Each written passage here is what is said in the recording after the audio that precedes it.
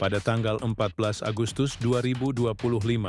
Di tengah dinamika politik nasional yang terus bergolak, Ketua Umum PDI Perjuangan, Megawati Soekarnoputri, kembali menunjuk Hasto Kristianto sebagai Sekretaris Jenderal Partai untuk periode 2025 sampai 2030.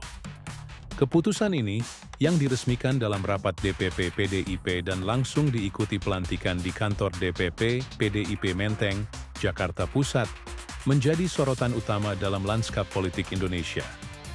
Penunjukan kembali Hasto ini menimbulkan pertanyaan mendalam. Mengapa Megawati, dengan hak prerogatifnya sebagai Ketua Umum, memilih untuk mempertahankan Hasto, terutama setelah sempat merangkap jabatan Sekjen pasca Kongres ke-6 di Bali, dan di tengah bayang-bayang kasus hukum yang menjeratnya? Keputusan ini bukan sekadar rotasi jabatan biasa. Lebih dari itu, langkah ini mencerminkan strategi kepemimpinan Megawati yang berakar pada filosofi partai dan upaya navigasi di tengah lanskap politik yang semakin kompleks. Salah satu alasan fundamental di balik penunjukan kembali Hasto adalah kontribusinya yang terbukti dalam kemenangan PDI Perjuangan di berbagai ajang politik. Ketua DPP PDIP Andreas Hugo P. secara eksplisit menyatakan bahwa keberhasilan Hasto dalam mengawal kemenangan PDIP di pemilihan legislatif (Pileg) menjadi pertimbangan utama Megawati. Hal ini sejalan dengan filosofi "Don't change the winner team" yang diyakini partai, sebuah prinsip yang menekankan pentingnya mempertahankan tim yang telah terbukti membawa keberhasilan. Hasto Kristianto sendiri bukanlah nama baru dalam struktur kepemimpinan PDI Perjuangan. Ia telah menjabat sebagai Sekretaris Jenderal sejak tahun 2014, menggantikan Cahyokumolo yang beralih tugas ke lembaga eksekutif. Posisinya kemudian dikukuhkan dalam Kongres ke-4 PDIP pada tahun 2015. Selama masa jabatannya, Hasto adalah figur kunci di balik kemenangan signifikan partai, termasuk keberhasilan Joko Widodo dan Basuki Cahayapurnama di Pilgub DKI Jakarta pada tahun 2012, serta kemenangan Joko Widodo di Pilpres 2014 dan 2019.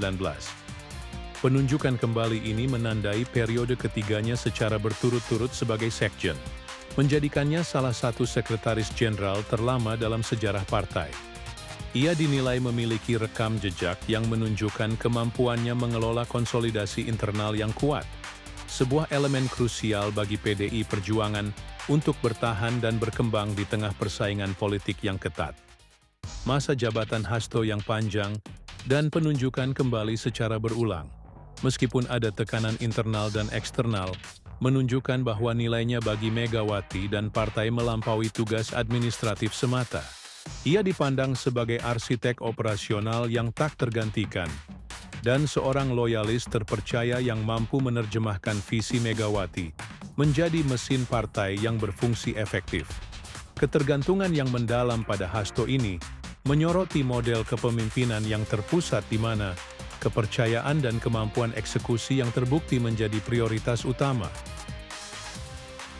Dengan Hasto kembali sebagai sekjen, PDI Perjuangan menegaskan posisinya sebagai penyeimbang dalam pemerintahan Prabowo Gibran, bukan oposisi murni. Hasto menyatakan bahwa PDI Perjuangan akan tetap bertanggung jawab dalam menjaga stabilitas politik, namun juga akan menjadi suara kritis yang konstruktif. Strategi penyeimbang ini merupakan adaptasi yang canggih terhadap realitas PDI Perjuangan pasca pemilu. Hal ini memungkinkan partai untuk menghindari isolasi politik sebagai oposisi garis keras, sambil tetap menjunjung tinggi prinsip-prinsip ideologis dan fungsi kritisnya. Ini menunjukkan bahwa PDI Perjuangan, di bawah kepemimpinan Megawati dan dengan Hasto sebagai sekjen, berupaya untuk tetap solid dan relevan, mempersiapkan diri untuk tantangan Pilkada 2024 dan Pemilu 2029.